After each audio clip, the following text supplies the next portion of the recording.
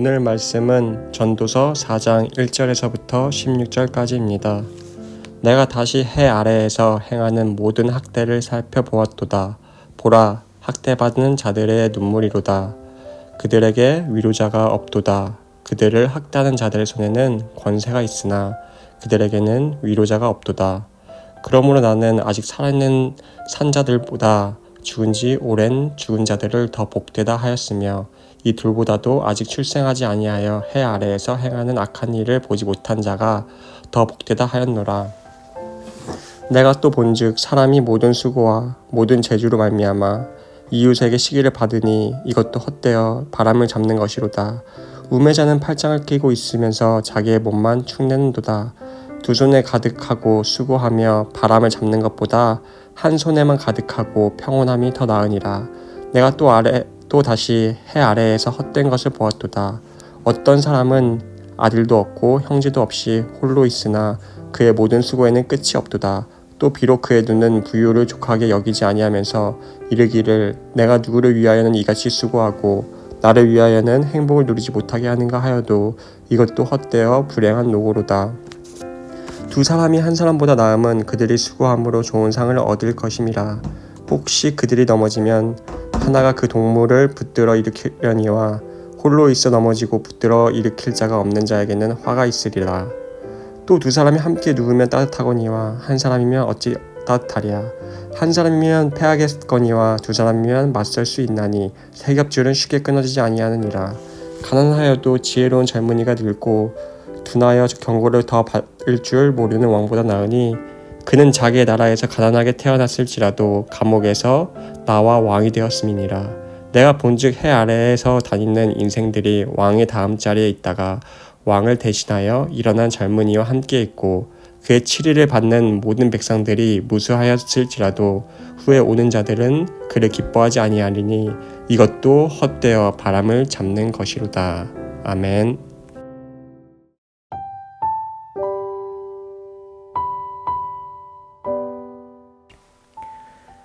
인생은 선택의 연속이라는 말이 있죠. 어떠한 선택은 해도 그만, 안 해도 그만인 경우가 있습니다. 하지만 어떠한 경우에는 한 번의 선택이 큰 영향을 끼치는 경우도 있죠. 인생에서 더 나은 선택을 위해서 필요한 것은 바로 지혜입니다.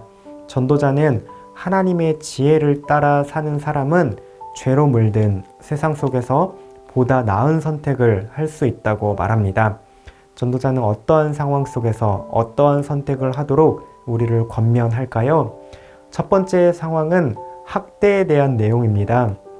1절부터 3절까지 학대의 현장을 묘사하고 있습니다. 학대는 누가 누구에게 행하나요? 힘 있는 자가 힘 없는 자에게 할 수 있는 행동입니다. 단순히 물리적인 측면뿐만 아니라 신체적이고 정서적이고 사회적이고 영적인 압박 모두를 포함합니다. 학대받는 자들의 눈에는 눈물이 흐릅니다. 그럼에도 그들을 위로할 자가 없을 만큼 아파하고 있습니다. 너무나도 냉혹하고 쓰라린 현실이죠. 전도자는 차라리 살아있는 자가 죽은 자보다 더 나을 만큼이라고까지 현실적으로 이야기를 합니다. 그렇다면 전도자가 이야기하고 싶은 바는 무엇일까요? 차라리 삶을 포기하라는 말을 하고 싶은 것일까요? 아닙니다.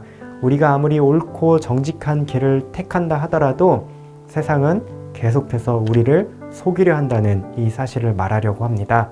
나는 정직하게 일하고 속인 적이 없지만 오히려 악독하고 속임수를 쓰는 그런 사람이 더 좋은 기회를 얻어 살아가는 것처럼 보이는 게 이 세상의 현상입니다. 전도자는 그러한 세상 속에서도 소망을 잃지 않고 살아갈 수 있다고 말하고 싶어 합니다. 왜일까요? 3절을 보면 우리가 경험하는 악한 일은 해 아래에서 당하는 일이라고 말을 하지요. 우리의 소망은 해 아래가 아니라 해 너머 하늘 위에 있습니다. 그렇기 때문에 기억할 것은 우리의 현실이 결코 꽃밭은 아닐지라도 하늘 위에 그것을 소망하며 그 현실을 이겨나갈 수 있다는 사실입니다. 두 번째 상황은 우리가 하는 수고에 대한 내용입니다. 수고와 관련해서는 두 가지 양극단을 이야기하고 있습니다. 한 가지는 과도한 열심과 경쟁입니다.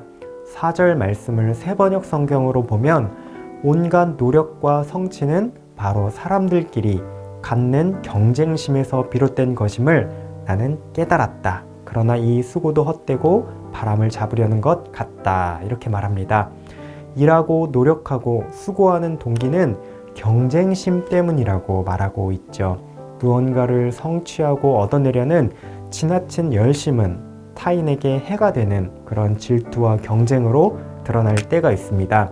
전도자는 이러한 수고도 헛되어서 마치 바람을 잡는 것과 같다고 말을 합니다. 또 다른 극단이 있습니다. 그것은 게으름입니다. 5절에 보면 우매한 자는 우매자는 팔짱을 끼고 있으면서 자기의 몸만 축내는도다 말합니다. 어리석은 자는 가만히 팔짱을 끼고 자기 살을 파먹고 있다고 말하고 있죠. 전도자는 이 양극단을 양팔 저울에 올려두며 말하고 있습니다.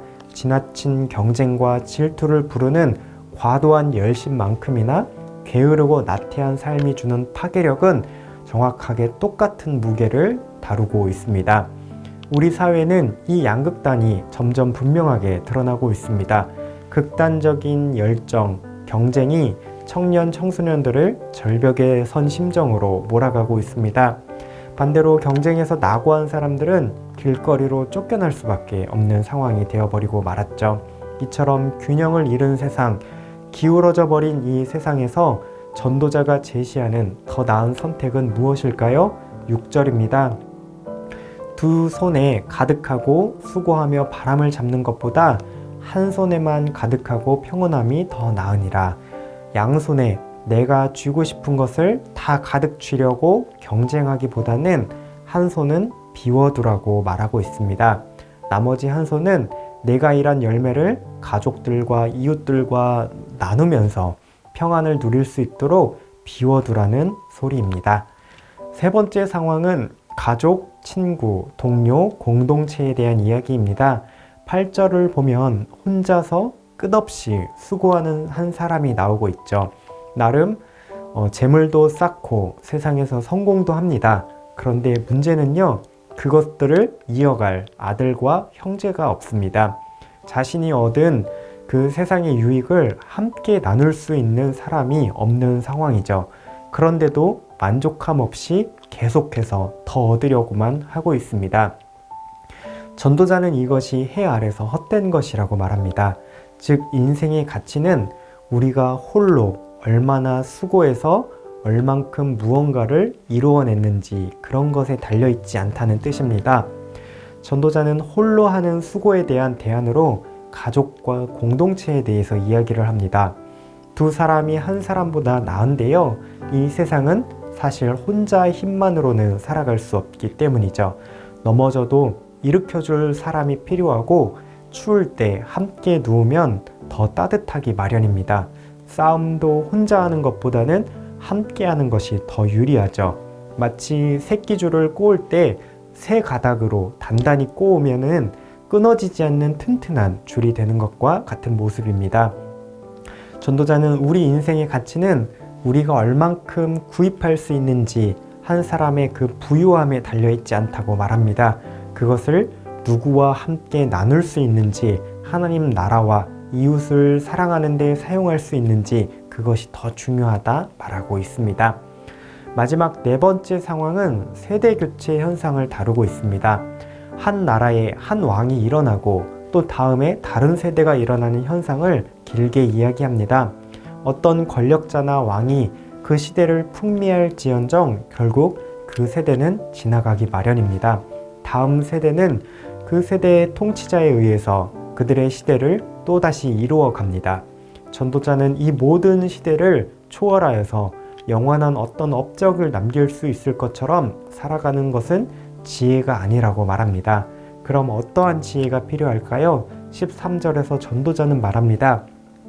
가난하여도 지혜로운 젊은이가 늙고 둔하여 경고를 더 받을 줄 모르는 왕보다 나으니 왕이라 할지라도 다른 사람들의 말, 그 그 지혜의 말에 귀를 기울일 줄 모르면 소용이 없다고 말합니다.